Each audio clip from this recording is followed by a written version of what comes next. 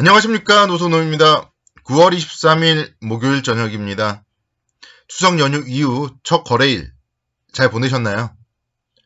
코스피 지수 0.41% 하락을 하면서 3,127포인트 마감을 했습니다. 그리고 코스닥 지수 0.9% 정도 하락을 하면서 마감을 했습니다.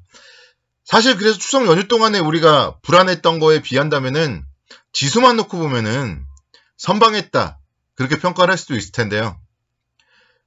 상승 종목수와 하락 종목수를 보면은 오늘 그래도 개인 투자자 여러분들 좀 상당히 힘든 하루가 되지 않았을까, 그렇게 생각이 됩니다. 코스피 지수 같은 경우에 176개 종목이 상승을 했고 715개 종목이 하락을 했습니다. 코스닥 지수도 257개 종목이 상승을 했고요. 하락 종목은 1135개였어요. 그래서 조금 이따가 이제 종목들도 얘기해드리겠지만 시가총액이 큰 종목들이 좀 상승을 하다 보니까 상승 종목수보다 좀 하락 종목수가 월등히 많았다. 그래서 좀 힘든 하루였다, 그렇게 볼 수 있겠습니다. 오늘 아침에 미국 시장은 그래도 상승을 했어요. 3대 지수 모두 상승을 했습니다.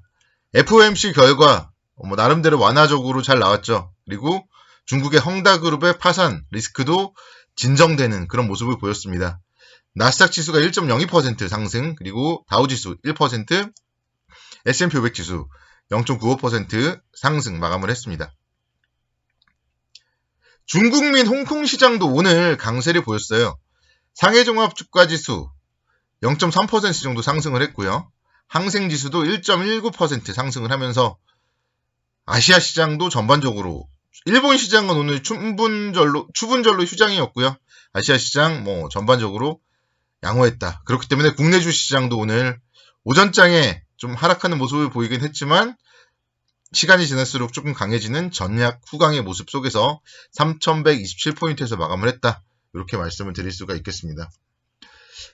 중국 2위의 부동산 개발업체 헝다그룹의 디폴트 우려, 이 부분에 대해서 제가 뉴스로 좀 계속 안 좋게 나왔을 때 이번에는 그렇게 걱정할 필요는 없다, 이렇게 말씀드렸던 것처럼 시장은 오늘 나름대로 선방을 했고요. 특히 이제 헝다그룹에서 위안화 채권 이자를 지급하겠다고 어제 밝혔고요. 그런 부분들도 이제 시장의 불안감을 진정시키는 요인이 되었습니다. FOMC 회의에서도 뚜렷하게 새로운 얘기가 나오진 않았어요. 테이퍼링에 대해서 발표를 하지 않았고요. 11월에 테이퍼링 발표할 것이다, 그런 전망 계속적으로 이어지고 있는 모습입니다. 그러다 보니까 시장에 단기적으로는 일단은 악재들은 조금 소멸이 되고 있지 않나, 이렇게 말씀드릴 수가 있겠고, 근데 이제 우리가 이제 헝다그룹 이슈라던가 이런 부분들은 어쨌든 이게 쉽사리 끝난 이슈는 아니에요. 우리 FOMC 회의도 마찬가지죠. 테이퍼링에 대해서 FOMC 회의 결과 이후에 이제 조금 숨을 돌리는 거지, 결국은 11월에는 테이퍼링을 또 발표할 것이다, 그런 전망이 많기 때문에 이슈가 끝난 건 아니다, 이슈가 진행형이다.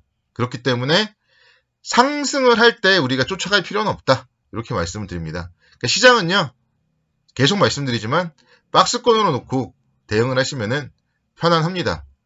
3,100포인트대, 오늘도 보면은 그러니까 장중에 오전장에 3,107포인트까지 하락을 했지만 결국은 3,127포인트까지 저가 대비 20포인트 정도 상승 마감을 했어요. 그러면서 200일선에 대한 지지가 나왔죠. 봉을 하나만 보는 것이 아니라 봉을 여러 개 본다면은 최근에 보면은 양봉보다 음봉이 더 적어요. 양봉이 더 많습니다. 결국 올라가고 싶다, 그런 얘기고요.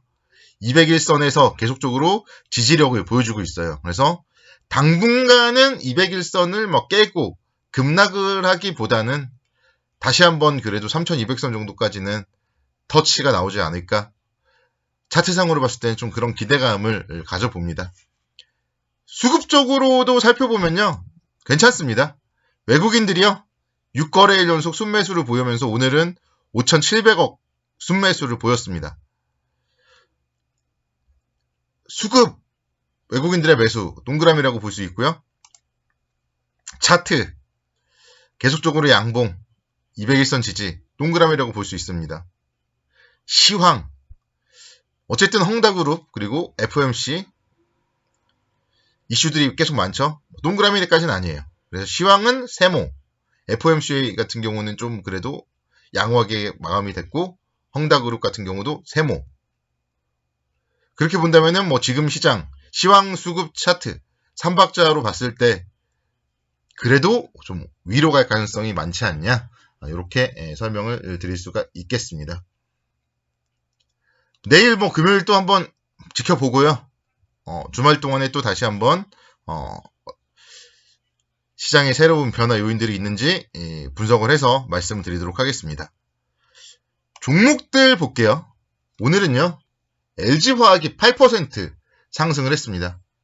이렇게 시총 상위 종목들이 급등을 하니까 지수보다 종목들의 움직임은 조금 힘들었다, 이렇게 말씀을 드릴 수가 있겠습니다. GM에서요, 다시 또 LG 에너지 솔루션과 배터리 공급을 재개하겠다, 그런 얘기들이 나왔습니다. LG 배터리의 결함의 원인을 발견했고, 그래서 앞으로 이제 뭐 새로운 일이 발생하지 않도록 조치를 했기 때문에 다시 한번 GM과 LG가 배터리 공급을 재개했다, 이런 부분들이 LG화학에 좀 긍정적인 호재로서 작용을 했고요. 기술적으로 보더라도 69만 6천 원 선, 70만 원 선에서 쌍바닥을 형성하고 21선을 오랜만에 돌파한 날입니다. 수급적으로도 기관과 외국인의 쌍끌이 매수세에 유입되었고요. 그래서 LG화학 다시 한번 손절선은 보이잖아요. 손절선이 눈에 보이죠. 69만 5천 원. 69만 5천 원 손절선으로 잡고 접근을 한다면 LG화학 접근할 만하지 않나, 그런 생각 가져보고요. S-오일 2%대 강세를 보였어요. 정유주들이 오늘 상당히 좋았습니다. 국제유가 상승 소식, 그리고 정제마진이 2년 만에 최고치를 기록했다, 이런 소식들이 들렸습니다. 제가 정유주를 다시 봐야 된다고 얘기를 하면서 정제마진이 좋다, 이런 얘기들 드렸는데 지금 그런 부분들이 실제로 계속적으로 지표로서 나타나고 있습니다. WTI 2.47% 상승을 하면서 72.23달러까지 상승을 했고요. 유가의 움직임, 배럴당 그래도 70달러를 지켜주고 다시 또 위로 올라가려는, 그렇게 본다면은 시장은 정유주들이 다시 한번 움직일 수 있다.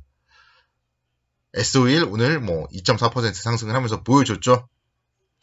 SK이노베이션도 2.29% 상승을 했습니다. 어떻게 보면 앞서서 LG화학과 2차전지의 흐름으로 묶을 수도 있을 거고요. 또 S-오일과 정유주로도 묶을 수가 있는 기업이 SK이노베이션이에요. 지난 금요일과 오늘 이틀 동안에 좀 강한 양봉, 그리고 수급적으로 역시 마찬가지로 기관과 외국인의 쌍끌이 매수세에 유입되고 있습니다. SK이노베이션도 마찬가지예요. 22만 5천 원이 손절이에요. 손절만 잡으면은 접근 가능합니다. 정유주 관점으로. 그래서 여러분들이 중요한 거는, 그러니까 전저점을 깰 때 끊어주는 게 중요해요. 그래야지 더 잃지 않을 수가 있습니다. 카카오는 오늘 또 빠졌어요. 지난 9월 8일 날부터 지금 계속 힘든데요. 그러니까 계속 이렇게 빠지면은 지지선이 없는 거예요. 반등을 하고 뭔가 11선 이런 데서 저항을 받고 다시 쌍바닥을 만들고, 그런 좀 지그재그 모습이 나왔을 때 접근 포인트가 됩니다. 지금은 아직도 계속 관망을 해야 되는 시기고요. 이런 날, 그래서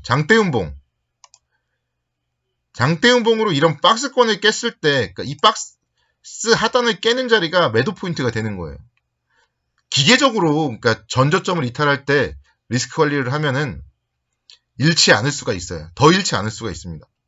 지수도 마찬가지. 어떤 리먼 브라더스 위기가 오더라도, 그렇다면은 그러니까 지수가 빠져야 되겠죠. 지수가 빠질 때, 전저점을 깰 때 리스크 관리를 해버리고 현금을 확보하면은 더 잃지 않을 수가 있습니다. 지금도 마찬가지예요. 그러니까 3050포인트를 만약에 여기서 깬다, 그러면 그때 리스크 관리를 하시면 되는 거고, 그렇지 않은 한은 3200포인트 이상 가면은 또 역시 리스크 관리를 하시면 됩니다. 오늘도 수고 많으셨습니다. 내일도 성공투자를 기원합니다.